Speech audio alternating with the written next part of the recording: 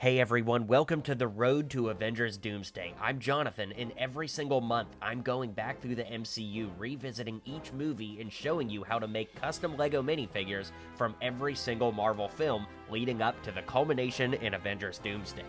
We've made it a long way so far, so be sure to hit like and subscribe, and let's get into today's movie starting now. Hey guys, Jonathan here, and as the road to Avengers Doomsday continues, this brings us to Shang-Chi and the Legend of the Ten Rings. Now, I remember liking this movie quite a bit when I saw it in theaters, but to be honest with you, I hadn't watched it the whole way through since back then, so rewatching it for this showcase brought back a lot of fun memories, and just all the great reasons why I like this movie a lot. So, it was a lot of fun, and as you can see here, there aren't a ton of characters, but man oh man do I have a lot of different outfits for the characters. So without further ado, let's get into the showcase and start building them now. Alright, so we start the movie in the past with Ying Li and Wenwu, Shang-Chi's parents. So to build these, for Wenwu, I actually used the torso from Han Solo from episode 6 with these dual molded arms to give him short sleeves, because as you'll notice throughout the movie, he's almost always wearing short sleeves except at the final battle to show off those 10 rings. Now, the short sleeves come from Dorothy from the LEGO collectible minifigure series from the LEGO movie too, or you could get them from the German soccer players collectible minifigure series, although I do believe they've popped up in some other places by now. That being said, he's got black legs, the head from Bruce Wayne from the LEGO Batman movie, some flat top black hair, then of course I popped the hands off and put rings on there to show that he's got the 10 rings. Now you certainly can't fit 10 on there, heck it's hard to even fit one because you can't even like push the hand the whole way back, but still they do look good and get the point across. Then for Shang-Chi's mom, the legs and torso actually come from Mordo from the Sanctum Sanctorum. Then the head comes from Wonder Woman from the CMF with Mulan's hair and matching hands to finish the look. Now here we've got Katy in her valet uniform. Of course, you could just rinse and repeat this for Shang-Chi since they basically wear the same thing, but sadly, this torso is relatively rare, at least I only have one in my collection, and I got it in an old city hotel set that was like, I think like 100 or 150 bucks back in the day. So I don't know if the torso has popped up elsewhere, but it does work really well for the valet. Of course, switching out the sleeves from the dark red to the white ones with black legs, then the head comes from Mulan, and I gave her a ponytail to finish the look, and like I said, for Sean, not quite Shang-Chi yet, I would recommend just doing the same thing, but with the next combo that I show you for the head and hair. Alright, so here we have Sean, almost quite revealed to be Shang-Chi at this point, but this is him in his gray and red Letterman-style jacket. The torso comes from Ross from the LEGO Friends TV series with red sleeves, matching hands, black pants, and the original head from Shang-Chi as well as some black hair to finish the look. Alright, up next we have Clev, aka the live streaming guy from the bus. Normally, I wouldn't include kind of a one-off character like this, but over time, he's become less of a one-off character and has been popping up in different Marvel things, so might as well start including him when he does pop up. Here, we've got black legs, the torso from MJ from the Spider-Man No Way Home set, with a phone in his hand, of course, because you just got to. Then, of course, the head comes from the Pharrell Over the Moon set, and then he's got the thin hair to finish the look. Here we have Razor Fist from the Attack on the Bus, and you know, all these years later, we still haven't gotten another hook hand that isn't in gold. I should call it a harpoon hand, but this gold harpoon hand actually came from the CMF version of Aquaman. Using the handcuff trick where we cut the chain off of handcuffs, I think that kind of helps at least bring the color back into fold, but hopefully someday we get this piece or something similar in a color other than gold to make a better Razor Fist. That being said, the torso is from the official Razor Fist minifig from the Shang-Chi sets, but he's got these black legs from the Star Wars Imperial Engineer characters with the head from General Zod and a flat top buzz cut to finish out the figure. Okay, so here we have Wong versus Abomination, which I still can't believe was in this movie, especially after we see Abomination again in She-Hulk some years later. That being said, the Abomination figure is actually just Killer Croc from DC. I think it works pretty perfect for this adaptation. And at this point, it is the best we can possibly get, using the purist method. So I think that works really well, especially to scale. When we put him next to Wong, he is absolutely huge. So then we've got Wong here, and this is the Bricktober Wong from 2018 Infinity War with the thin hair up top to, finish the look, because he's not bald in this movie. He actually does have his hair grown out a little, so we should definitely reflect that. Alright, then that brings us to the Battle of the Siblings, and it's our first introduction to Xialing. So, for Shang-Chi, he's got black legs, the torso from Beach Batman from the Lego Batman CMF, and the same head and hair from before. Then for Xialing, I used the same hair and head from the Shang-Chi sets back in the day, with a flipped around torso from an Outrider, black legs, and hands to match.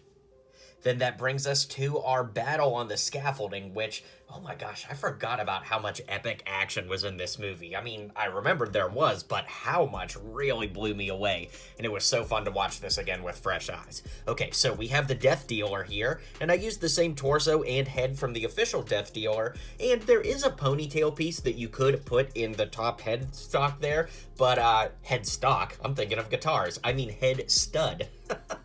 But, honestly, the only ponytail pieces I have in my collection, as I look at it now, just feel too big, so I think it's just better to not have it, to be honest. But then, of course, moving down to the legs, I just added these legs from a construction worker to add a little bit more color, so I like that look quite a bit. Then for Shang-Chi, same head and hair as always, the black jeans as always, then he's got dark blue arms with matching hands, and the torso from Darius from Jurassic World. I think that this works really well for that yellow and dark blue jacket he has on. The layers work really well. I wish it was a slightly darker shade of yellow, but regardless, I'm still a big fan of the way it turned out.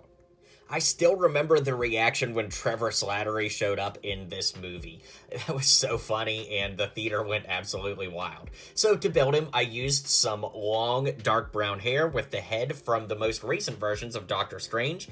Then moving down, the torso and legs come from Prince of Persia, although there are a lot of options you could use just for that kind of hippie look. And plus, Trevor changes outfits a couple times in the movie, so if you have ideas, let me know down in the comments. Then he's kind of got those light bluish gray arms, which look good. And then, of course, we've got Morris. Now, I remember when the Shang-Chi sets came out, I thought, what the heck, did Lego mess up and forget to print a face on this? But then, of course, once we see the movie, we totally know that this is super accurate and super adorable. So for Morris, I just used Morris. Alright, so now we've got the final battle outfits for Katy and Xialing. Now, I showed you the reverse side of both of their heads before, so to show you all options, here is the other side. So for Katy, we're still using that Mulan head, but with longer black hair now that it's not in a ponytail, and I flipped it around to show her angry fighting face. Then, of course, the amazing torso and legs from the original Katy work great, so no updates need to be made there. Then for Xialing, the original figure works really great for the hair, the head, the torso, and just those regular black legs, but I did switch out for those dual molded white sleeve arms like I talked about earlier, so I definitely recommend that for the most accurate look for her character. And that brings us to our final battle outfits for both Shang-Chi and Wenwu. Now, for Shang-Chi, I used the same hair, head, and torso So for Shang-Chi, I used the same hair and torso we've been talking about, but the torso is from the official Shang-Chi from the sets back in the day.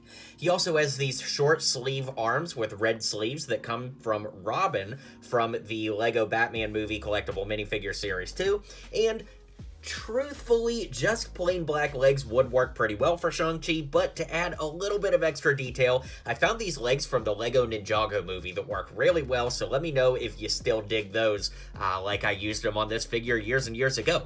For Wenwu, I used the exact same hair, torso, and legs from the official Wenwu, but of course, I'm using that Bruce Wayne head this time around, and the same trick with the rings around the wrists, but he's got dark blue arms and black hands because Wenwu is wearing black fingerless gloves, and I honestly just think the figure looks better with black hands. I looked at it with both options, and I just think I'm gonna go full send on this version, so let me know what you guys think, and of course, now we've got that post-credits scene. That scene brings us my girl Carol Danvers and, of course, Bruce Banner. So for Bruce Banner, I went ahead and used the legs and torso from the Infinity Saga version of Bruce Banner that came in the Hulkbuster set a couple years ago. Ironically, the head is actually from Chris Hemsworth character Kevin from the 2016 Ghostbuster set, because it's the only head that really has like stubble and big glasses like Banner has in this scene. And to give him some gray on the side of his hair, we used the Doctor Strange hair, which of course I used Doctor Strange's head on Trevor Slattery earlier, so the hair would already be in your parts bin for this. For Carol Danvers, I went ahead and used the Endgame version of her torso with blue arms and the hands, plus she's got blue hips and dual molded legs with red on top and dark blue on bottom from the Wildlife Arctic Photographer from the LEGO CMF. The head is the regular Captain Marvel head from the figure, and the hair is Lloyd's hair from the LEGO Ninjago movie. Alright guys, well, let me know what you thought of this video. Now, needless to say, we're on the road to Avengers Doomsday, which means the next one is Eternals. So, yeah, I know everybody's very excited about that, but we gotta cover them all, and hey, if you happen to be a diehard Eternals fan, boy, are you in luck next month. Anyways, I'll see you guys on the next video, and until next time, build on.